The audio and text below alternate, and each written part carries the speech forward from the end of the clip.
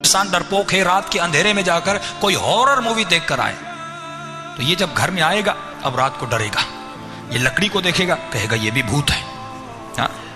3 दिन से आप अपने घर में सुकून से सो रहे हो, चंद शरारत वाले दोस्त आपके पास आ जाएं और वो जिन्नों की और ग़ैबात की बातें करने लगे, ये तो चले जाएंगे। 3 दिन से आप सुकून से सोए, अब ये पूरी रात आपको नींद नहीं आएगी। पंखे से आवाज आएगी, आप कहेंगे ये भी कोई जिन्न है। बाहर से आवाज आएगी, आप कहेंगे ये भी कोई भूत है। यानी उन्होंने आपके कुव्वे वहम को क्या किया? एक्टिव कर दिया। मौला फरमाते मुझे ताज्जुब है उस इंसान पर जो मुर्दे से डरता है। इसी बाप के साथ 60 साल रहा, उसके कमरे में नहीं जाता, बाबा की रूह आ जाएगी, वालदा की रूह आ जाएगी, दादा की रूह आ जाएगी। कब्रिस्तान से डरता है। मौला फरमाते जो मुर्दा गुस्ल दिया, कफन दिया, अपने हाथों से जाकर दफन किया, अगर उसमें उठने की ताकत होती वो पहले खुद को बचाता फिर तुम्हें डराता। जो बेचारा मिट्टी में मिल गया वो तुम्हें क्या डराएगा, लेकिन यही इंसान मुर्दों से डरता है। फरमाया इसने कैलकुलेशन नहीं की कि मुर्दा बोल नहीं सकता, मुर्दा उठ नहीं सकता, ये मुझे नुकसान कैसे देगा। हैदराबाद में लम्स मेरे ख्याल में एक यूनिवर्सिटी वहां पर है, बहरहाल वहां पे 80s में ये वाक़या अखबार में भी छपा था कि कुछ नौजवान इसी डर की बीमारी से एक नौजवान अपना कातिल बन गया, मर गया। बाज लोग डर की वजह से मर भी जाते हैं, अपने कातिल बन जाते हैं। कहा कि नौजवानों ने आपस में शर्त रखी कि कौन है जो इस मुर्दे खाने में जाए और रात के अंधेरे में मुर्दों के मुंह में एक एक लड्डू डाल के आए और हर लड्डू पे इसको 500 रुपये मिलेंगे। अब ये डरपोक भी था, इसके अंदर पैसों की लालच भी थी, डर भी है, लालच माल भी है। इसने कहा मैं जाऊंगा। अब यही बेचारे स्टूडेंट डॉक्टर्स जो प्रैक्टिस करते हैं सुबह को उन्हीं मुर्दों को काटते हैं, चीरते हैं, फाड़ते हैं, डरते नहीं। यही मुर्दा जिसे तू काट रहा है ये तुम्हें कुछ नहीं कह रहा, लेकिन रात को यही इंसान डरता है अंदर जाने से, क्योंकि कुव्वे वहम इसका एक्टिव हो गया, इसके ऊपर अक्ल गालिब नहीं है। अब ये बेचारा अंदर तो चला गया, इन्होंने आपस में एक प्लान किया कि भाई अब इसको डराना भी है, 500 रुपये तो इनको देने नहीं थे, का डराना भी है। का कैसे? इनमें से एक और स्टूडेंट गया जिससे भी ज्यादा बहादुर था, उसने जाकर मुर्दों के बीच में सो गया। अब ये बेचारा कहते लड्डू डालता गया डालता गया। अब जाहिर है जब मुर्दों के मुंह में डाला, मुर्दों को क्या पता लड्डू क्या है, लड्डू का जायका क्या है। लेकिन एक मर्तबा जब इसने उस जिंदा स्टूडेंट के मुंह में लड्डू डाला, आगे बढ़ा, उसने कहा एक और लड्डू दो। अब जैसे इस बेचारे ने सुना, फरमाया इसको वहीं अटैक आ गया और वहीं पे मर गया। यानी इसका डर इसका क्या बना? कातिल बन गया।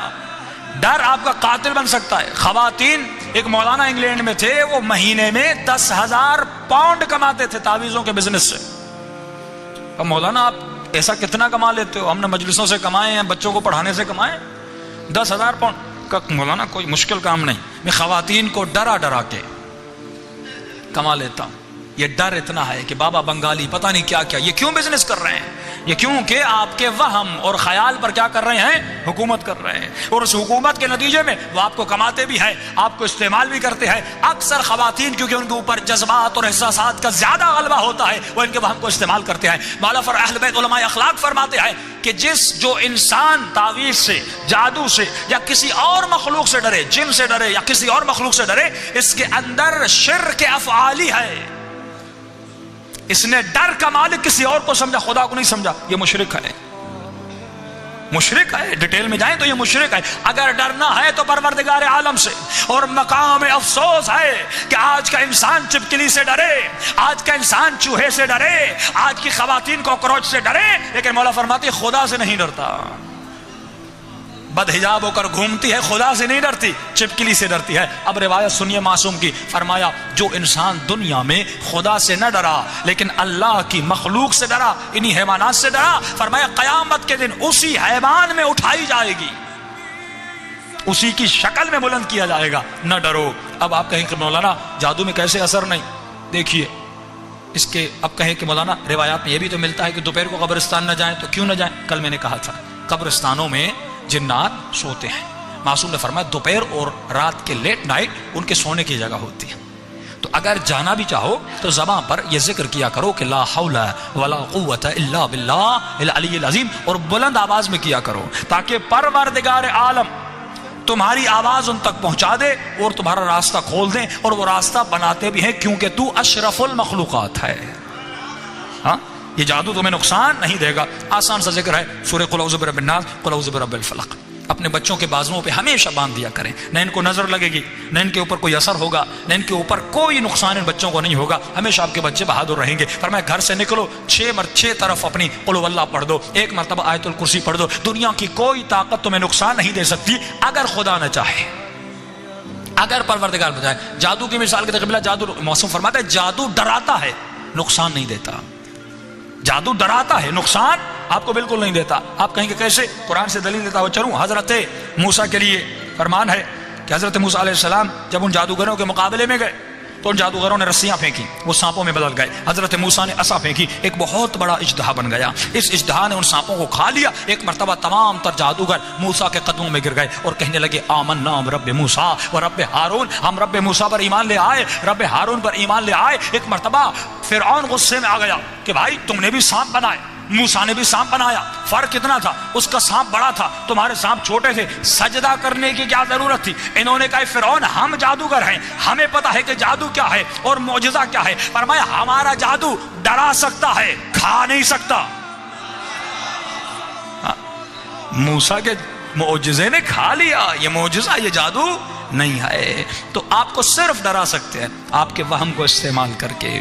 بہت سارے اس کے پریکٹیکل واقعات ہیں کہ دبئی میں ایک بہت بڑا انڈیا کا عامل آیا. اس نے کہا آپ جس بھی شخص کا تصور کریں، جس بھی شخص کا تصور کریں میں آپ کو بتاؤں گا وہ کہاں ہے. ہمارے ایک مومن کہتے ہیں میں نے ان کا چیلنج ایکسیپٹ کیا. میں نے کہا آپ نہیں بتا سکتے، کبھی میں بتاؤں گا.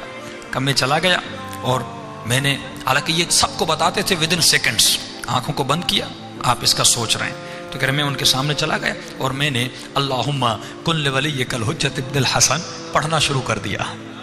یہ ورد میں نے کہا بتائیے. کہ اس نے آنکھیں بند کی. کہ جو شخص ایک لمحے میں بتاتا تھا اس کا چہرہ لال ہو گیا، بدن پسینے سے بھر گیا. اس نے کہا آپ نے کس کا تصور کیا ہے؟ میرا ذہن ایک جگہ پہ ٹکتا ہی نہیں،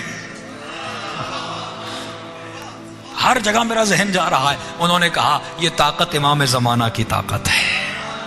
ایسی ہستیوں کے ماننے والے ہیں آپ، ایسی ازوات مقدسہ کے ماننے والے ہیں آپ، ایسا پاور، ایسی اسپریچولیٹی آپ کے پاس ہے. لیکن ہم بہت دور ہیں ان چیزوں سے. ہم انسپائر کن سے ہیں؟